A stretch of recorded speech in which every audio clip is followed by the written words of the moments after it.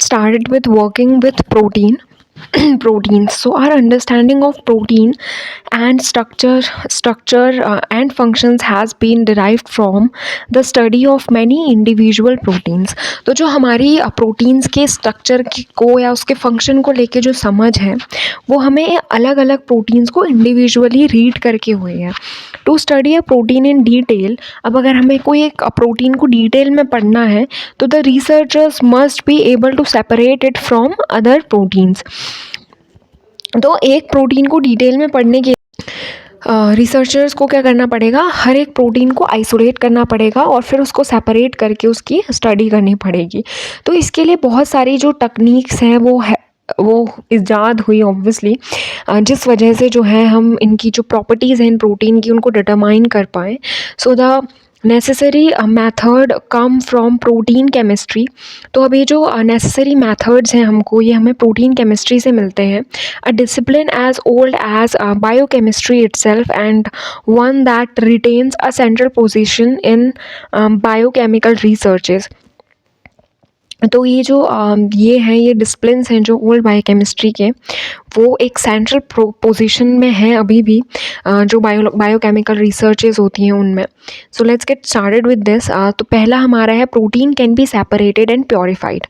तो हम प्रोटीन को सेपरेट कर सकते हैं. A pure preparation is essential before a protein properties and activities can be determined.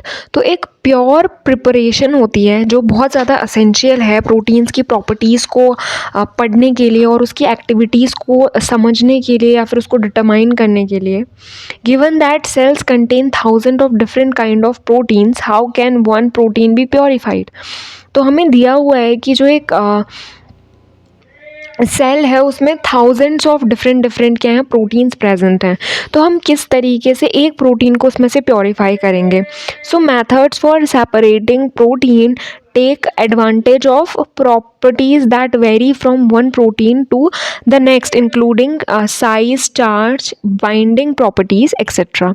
तो अब ये जो methods हैं separate, तो अगर हमें इनको सेपरेट करना है एक दूसरे से तो हमें पता है कि ये जो प्रोटीन होती है इनकी प्रॉपर्टीज़ कुछ अलग होती हैं, जैसे इनका साइज़ अलग है या इनका चार्ज अलग है या इनकी बाइंडिंग प्रॉपर्टीज़ अलग हैं. तो हम इन्हीं का फ़ायदा उठाते हुए क्या करते हैं, इनको अलग करते हैं एक दूसरे से. The source of a protein is generally tissue और माइक्रोबियल सेल. तो जो सोर्स होता है प्रोटीन का वो जर्नली क्या होता है, वो टिश्यू होते हैं या तो वो टिश्यू में प्रोटीन क्या होगा सिंथेसाइज होगा या फिर माइक्रोबियल सेल्स में होगा. द फर्स्ट स्टेप इज़, तो जो पहला स्टेप है किसी भी प्रोटीन के प्यूरिफिकेशन के प्रोसेस का, उसमें हमें क्या करना पड़ता है, जो सेल है उसको हमें ब्रेक करना पड़ता है और उसके बाद क्या है, ये जो सोल्यूशन है वो रिलीज़ होता है और ये जो सोल्यूशन है इसमें प्रोटीन भी है.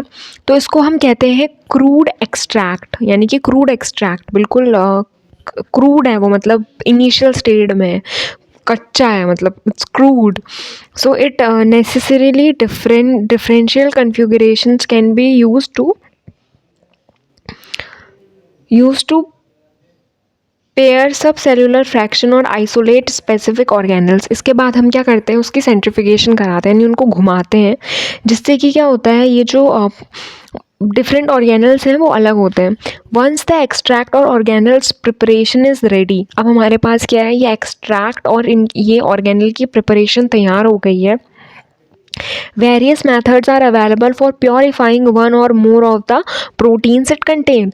तो हम इसके बाद क्या कर सकते हैं, हम बहुत आसानी से जो है इन ऑर्गेनल्स को बहुत सारे मेथड से क्या कर सकते हैं, हम प्योरीफाई कर सकते हैं, मतलब एक प्रोटीन को या उससे ज़्यादा प्रोटीन्स को. Commonly the extract is subject to treatment that separate the protein into different fractions. तो ये जो एक्सट्रैक्ट होता है ये इस चीज़ का मतलब वो होता है कि सब्जेक्ट ये इस चीज़ में होता है कि हम क्या कर रहे हैं, हम ट्रीटमेंट कर रहे हैं इन प्रोटीन्स को सेपरेट करने का डिफरेंट फ्रैक्शंस में. Based on properties such as size और charge, a process referred to as fractionation.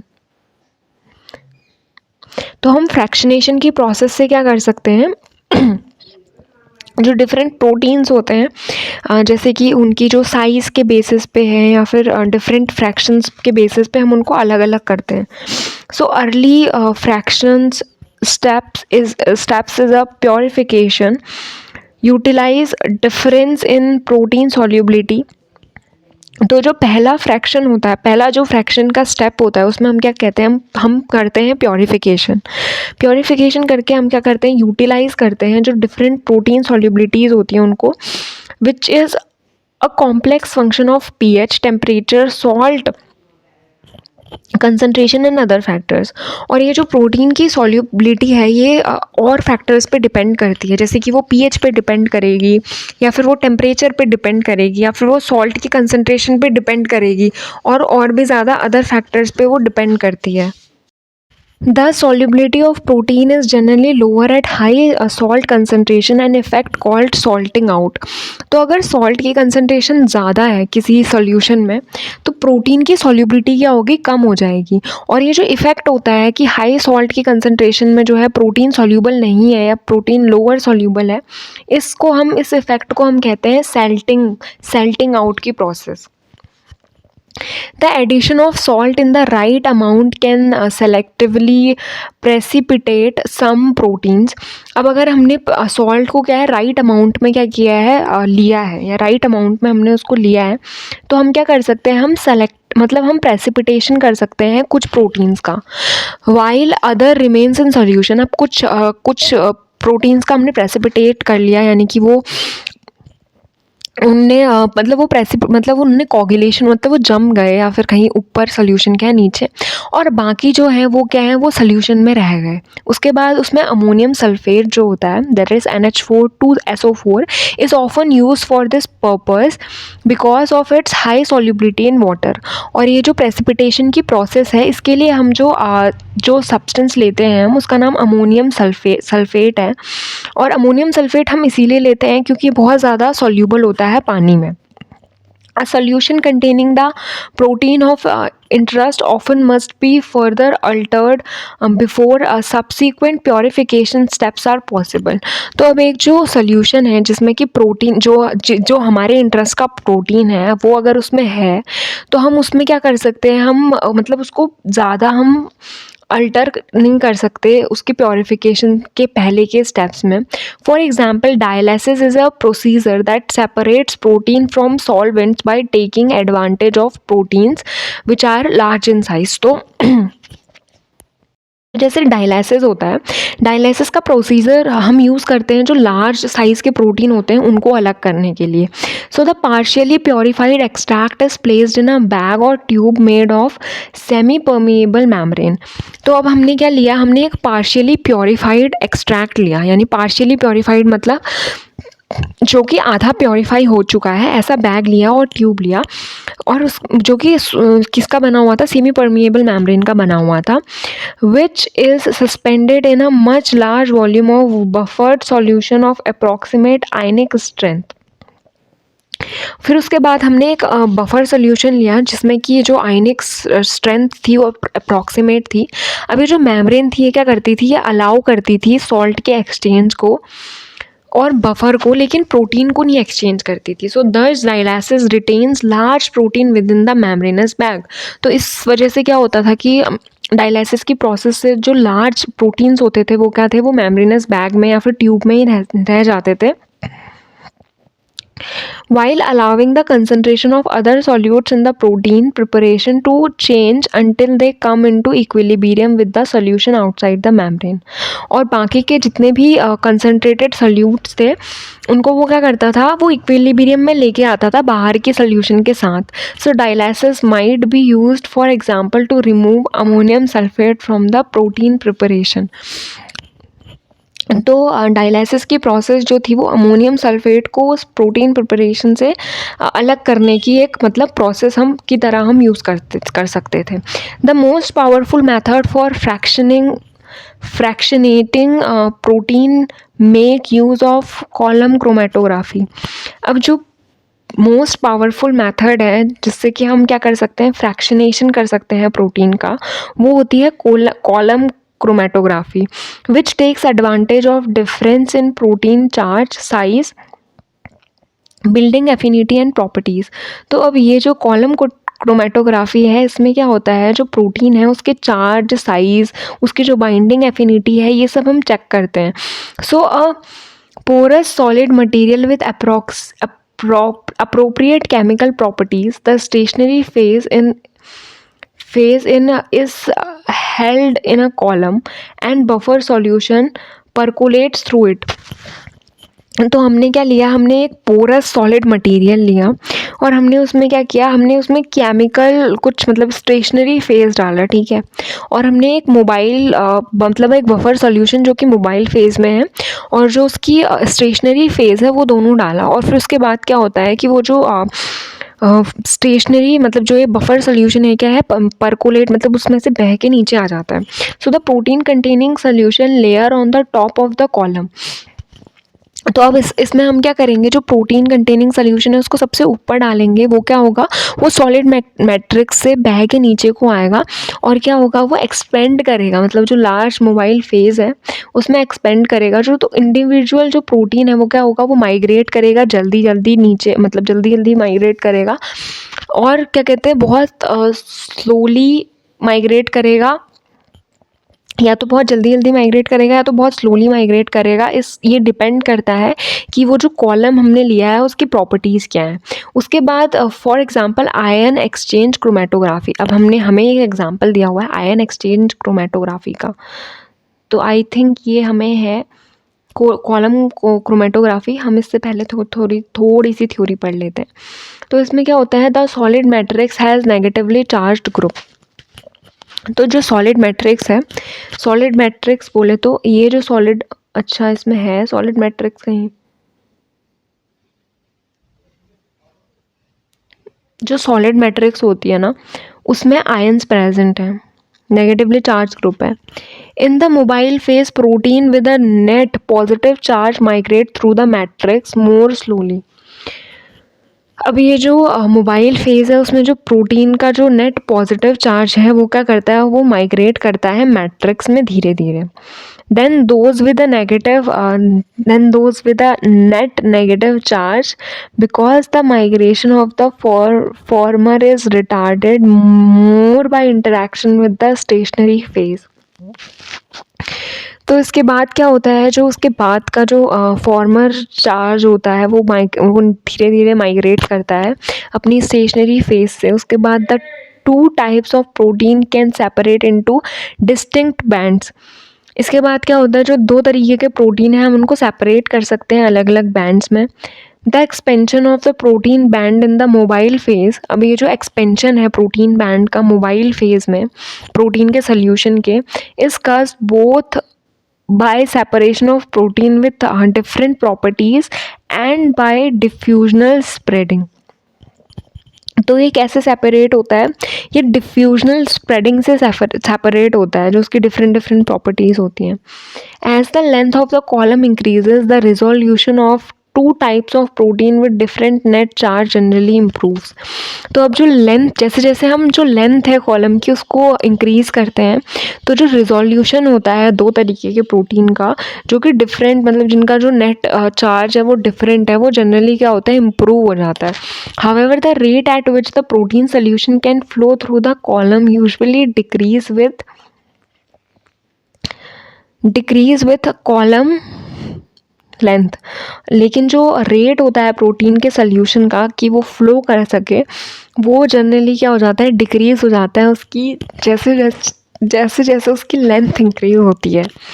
Then we have and as the length of time spend on the column increases, the resolution can decline as result of diffusional spreading within each protein band। तो अगर हम time increase कर दे रहे हैं, यानी कि जो मतलब जो कॉलम है उसमें जो टाइम स्पेंड कर रहा है वो प्रोटीन का सोल्यूशन, अगर हम वो इंक्रीज़ कर दे रहे हैं तो ये जो डिफ्यूजनल स्प्रेडिंग है प्रोटीन बैंड के अंदर वो उसमें हो जाती है। So now we have the next, which is two other variation of column chromatography in addition to ion exchange. तो आयन एक्सचेंज के एडिशन में जो दो वेरिएशंस हैं कॉलम क्रोमेटोग्राफी की, वो क्या है? तो पहले है size exclusion chromatography. Size exclusion chromatography में क्या होता है कि जो प्रोटीन है वो सेपरेट होता है उनके साइज़ के बेसिस पे। तो इस मेथड में क्या होता है, जो लार्ज प्रोटीन होते हैं वो इमर्ज हो जाते हैं कॉलम से, और उसके बाद जो स्मॉल, जो छोटे वाले होते हैं, फिर वो क्या होते हैं, वो फिर उसके बाद क्या होते हैं, वो उसके बाद counter intuitive result. The solid phase consist of beads with engineered pores और cavity of a particular size. तो अब ये जो सॉलिड फेज़ हम इसमें यूज़ करते हैं, उसमें होता क्या है कि हम यूज़ करते हैं एक प्रॉपर कैविटी, मतलब कि जो पोर्स होते हैं वो एक प्रॉपर साइज़ के बनाए हुए होते हैं। Large proteins can not enter the cavity. तो जो छोटे छोटे प्रोटीन्स होते हैं वो तो इसके नीचे आ जाते हैं, लेकिन जो बड़े बड़े लार्ज साइज़ के प्रोटीन है वो ऊपर ही रहते हैं। And so take a short and rapid path through the column around the beads. तो ये क्या करता है, ये छोटे छोटे और रैपिड पाथ्स लेता है उस कॉलम के around. Small proteins enter the cavity and migrate through the column more slowly as a result. अब ये जो स्मॉल प्रोटीन्स होते हैं ये इन कैविटीज़ को एंटर करते हैं और फिर उसके बाद इससे माइग्रेट होते हैं slowly. Then we have affinity chromatography. Affinity chromatography is based on binding affinity of a protein. तो ये वाली जो होती है ये उसकी binding affinity पे based होती है. The beads in the column have a covalently attached chemical group. तो अब ये जो beads होते हैं इनमें covalently attached chemical group होता है. A protein with affinity for this particular chemical group will bind to the beads in the column. तो ये जो प्रोटीन की एफिनिटी है एक पर्टिकुलर केमिकल ग्रुप में, जो क्या हो रही है, जो बाइंड हो रही है एक मतलब बीड से एक कॉलम की, its migration will be retarded as a result. तो फिर क्या होगा, इसका माइग्रेशन जो होगा वो रिटार्ड हो जाएगा as a result. Then a modern refinement in chromatographic method is HPLC। तो एक मॉडर्न टाइप की क्रोमेटोग्राफी है जिसको हम हाई परफॉर्मेंस लिक्विड क्रोमेटोग्राफी कहते हैं। तो HPLC में क्या होता है, एक हाई प्रेशर पंप हम जनरेट करते हैं। वो क्या करता है, वो जो स्पीड होती है प्रोटीन मॉलिक्यूल की एक कॉलम के नीचे, उसको वो क्या करता है, मतलब उसके स्पीड के उसको स्पीड मतलब उसको उसकी मूवमेंट कराता है उसमें, ठीक है। as well as high quality chromatography material that can withstand the crushing force of the pressurized flow। तो अब ये जो क्रोमेटोग्राफिक मटेरियल होते हैं ये क्या करते हैं, ये उस फोर्स को मतलब जो प्रेशराइज्ड फोर्स है उसको वो करते हैं। Then by reducing the transit time of the column. तो जो ट्रांजिट टाइम होता है कॉलम का, मतलब ट्रांजिशन का जो टाइम होता है HPLC का, can limit diffusional spreading of protein band and thus greatly improve resolution. तो ये क्या करता है, ये जो डिफ्यूजनल स्प्रेडिंग होती है प्रोटीन बैंड्स की उसको लिमिट करता है, उसको रोकता है, और एक बहुत मतलब बहुत ग्रेट इम्प्रूव करता है रिजोल्यूशन को। The approach to purification of protein that has not previously been isolated is guided both by established precedents and by common sense। तो इसके बाद ये जो आइसोलेट गाइड है ये हम क्या करते हैं, हम एक मतलब कॉमन सेंस से हम इसको प्योरीफाई कर लेते हैं, प्रिडिक्ट कर लेते हैं। In most cases several different method must be used sequentially to purify a protein completely. बहुत सारी प्रोसेसेस होती हैं जो हम एक के बाद एक सीक्वेंस में भी यूज़ कर सकते हैं प्रोटीन्स को अलग करने के लिए। इस बात पे डिपेंड करता है ये कि हम कितना प्योरीफाइड सोल्यूशन चाहते हैं। So somewhat empirically and many protocols में be tried before the most efficient effective one is found. तो बहुत सारे पैरामीटर्स पे ये देखा जाता है कि कौन सा वाला जो है वो बहुत इफ़ेक्टिव मेथड होगा प्योरीफिकेशन का। Trial and error can often be minimized by basing the procedure on purification technique developed for similar proteins. तो इसके बाद हम ट्रायल और एरर वाला जो मेथड है उससे क्या कर सकते हैं, हम मतलब इस प्योरीफिकेशन के प्रोसीजर को कर सकते हैं. Published purification protocols are available for many thousand of protein. अब हमारे पास बहुत सारे प्रोटीन्स के लिए बहुत सारे प्योरीफिकेशन मेथड्स जो हैं वो हमें मतलब हमें पब्लिश भी हैं मार्केट में. Common sense dictates that inexpensive procedures such as salting out be used first. तो हमारे कॉमन सेंस के हिसाब से जो बहुत सस्ते से प्रोसीजर होते हैं, जैसे कि सॉल्टिंग आउट का प्रोसीजर, इसमें हम क्या करते हैं, बहुत हाई कंसनट्रेशन ऑफ सॉल्ट जो होती है वो होती है बाहर सोल्यूशन के, हम इसको यूज़ करें when the total volume and the number of contaminants are greatest. जब हमारे पास वॉल्यूम ज़्यादा है और जो कंटामिनेंट्स हैं यानी कि उसको ख़राब करने वाले बहुत ज़्यादा हैं उसमें. कंटामिनेंट्स मतलब यहाँ पे ये है कि दूसरे प्रोटीन्स, अब ख़राब तो क्या ही करेंगे, जो दूसरे प्रोटीन्स है जो हमें नहीं चाहिए, जो हमें रिमूव करने हैं. Okay, so chromatography method are often impractical at earlier stage. पहले के स्टेज पे ये वाला मेथड थोड़ा इम्प्रैक्टिकल था because the amount of chromatographic medium needed increases with sample size. क्योंकि हमें सैम्पल के साइज़ के साथ साथ जो क्रोमेटोग्राफिक मीडियम है उसको भी इंक्रीज़ करना होता था. As each purification step is completed the sample size generally becomes smaller. तो जैसे जैसे प्योरीफिकेशन जो है उस वो पूरी हो रही है और प्योरीफिकेशन के स्टेप कंप्लीट हो रहे हैं, जो सैम्पल है सैम्पल का साइज़ भी कैसा हो रहा है, छोटा होते जा रहा है, making it feasible to use more sophisticated chromatographic procedure at earlier stage. तो जैसे जैसे हम थोड़ा कम सस्ते प्योरीफिकेशन से हम ऊपर ऊपर को प्रोसीजर करते जा रहे हैं, तो उसके बाद हम बाद में क्या कर सकते हैं, हम एक अच्छा मतलब जो महंगा वाला प्रोसीजर है क्रोमेटोग्राफी का, हम वो इस्तेमाल कर सकते हैं. Okay, then we move to this figures. तो सबसे पहले हमें जो फिगर दिया हुआ है ये हमको कॉलम क्रोमेटोग्राफी दिया हुआ है. तो पहले हम पढ़ लेते हैं जो स्टैंडर्ड एलिमेंट होते हैं क्रोमेटोग्राफिक कॉलम के, जिसमें सॉलिड और जो पोरस मटेरियल है जो किस चीज़ को सपोर्ट करता है. जो कॉलम है उसको सपोर्ट करता है वो जो कि प्लास्टिक या फिर ग्लास का बना हुआ होता है. द सॉलिड मटेरियल और matrix make up the stationary phase through which flows a solution the mobile face. तो अब हम क्या करते हैं, सॉलिड मटेरियल के थ्रू हम जो ये है मतलब जो हमारा ये सोल्यूशन है इसे हम जिसमें मतलब जो प्रोटीन कंटेनिंग सोल्यूशन है उसको भेजते हैं. तो ये जो सोल्यूशन है फिर ये पास होता है उस कॉलम से बॉटम की तरफ, और ये मतलब ये कॉन्स्टेंटली रिप्लेस करता है उस सॉल्यूशन को from a reservoir at the top. तो ये जो रिजर्वॉयर है ये कॉन्स्टेंटली उस सॉल्यूशन को प्रोवाइड करा रहा है इसमें. तो तुम देख सकते हो जैसे ये जो प्रोटीन सैंपल है ये मोबाइल फेज़ है और यहाँ पे हमने एक सॉलिड पोरस मैट्रिक्स लगाया हुआ है. तो जो प्रोटीन है सोल्यूशन में वो क्या हो रहा है, वो सेपरेट हो रहा है लेयर्स के बेसिस पे. जैसे हम यहाँ पे देख सकते हैं ये लेयर्स के बेसिस पे सेपरेट हो रहा है.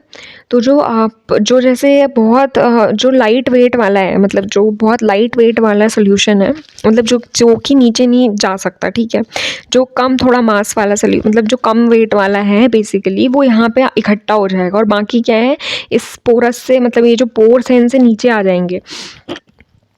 सो additional solution is added on top, और हम टॉप में क्या कर रहे हैं, सोल्यूशन भरते जा रहे हैं. तो ये जो प्रोटीन है ये एक बैंड की तरीके से क्या होगा, दिखने लग जाएंगे हमें ये इस तरीके से.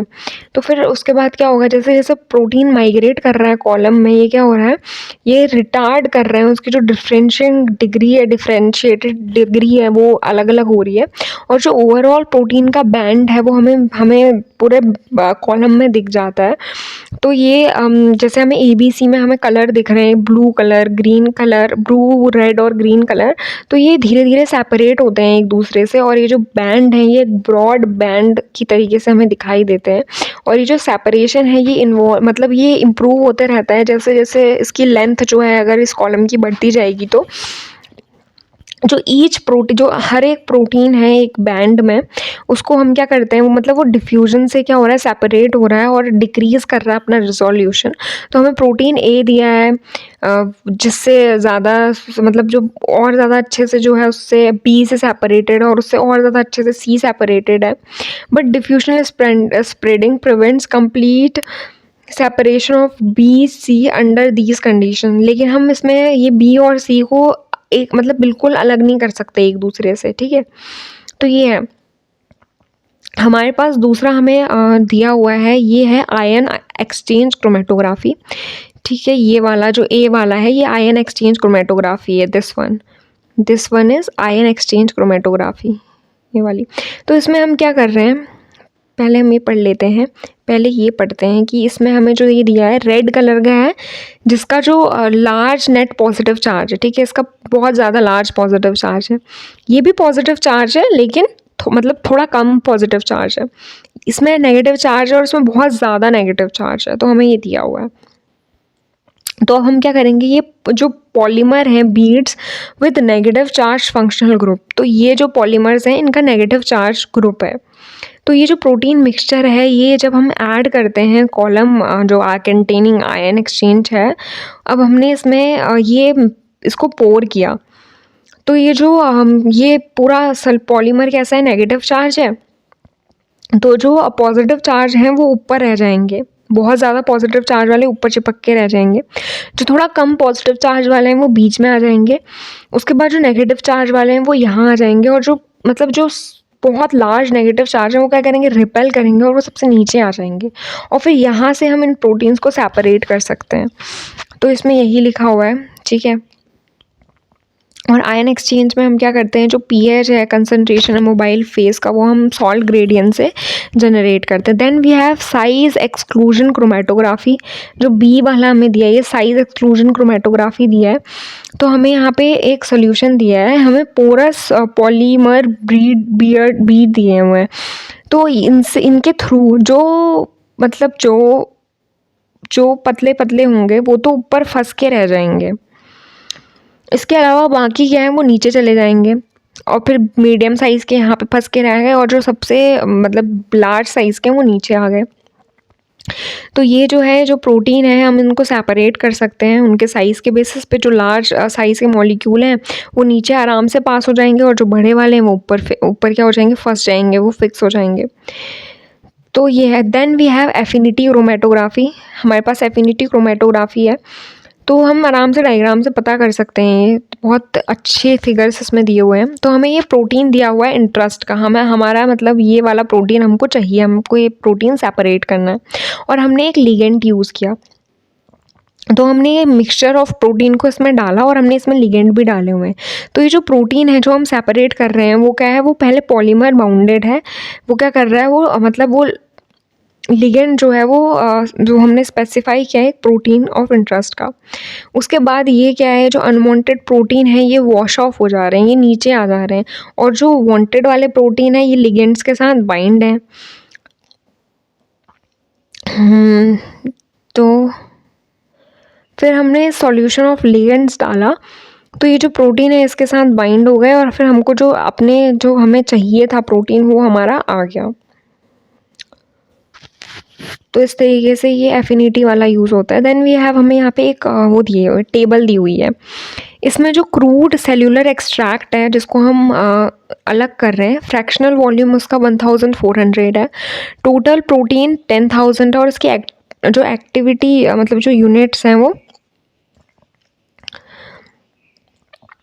1 लाख है, ठीक है। उसके बाद जो स्पेसिफिक एक्टिविटी है वो 10 है। वैसे हमको अलग अलग दिया हुआ, हमको जो अमोनियम सल्फेट है उसका दिया हुआ है, फिर हमें जो आयन एक्सचेंज क्रोमेटोग्राफी है उसमें दिए हुए हैं टोटल प्रोटीन मिलीग्राम में, फिर इसमें दिया हुआ है अफिनिटी क्रोमेटोग्राफी में सिर्फ 3 है इसमें, तो मतलब ये बहुत ज़्यादा। तो इसमें क्या है, हाइपोथेटिकल एंजाइम्स जो हैं इस प्रोसीजर में। Then let's get started with protein can be separated and characterized by electrophoresis. तो इलेक्ट्रोफोरेसिस के थ्रू हम प्रोटीन्स को अलग कर सकते हैं और उनको कैटेगराइज कर सकते हैं।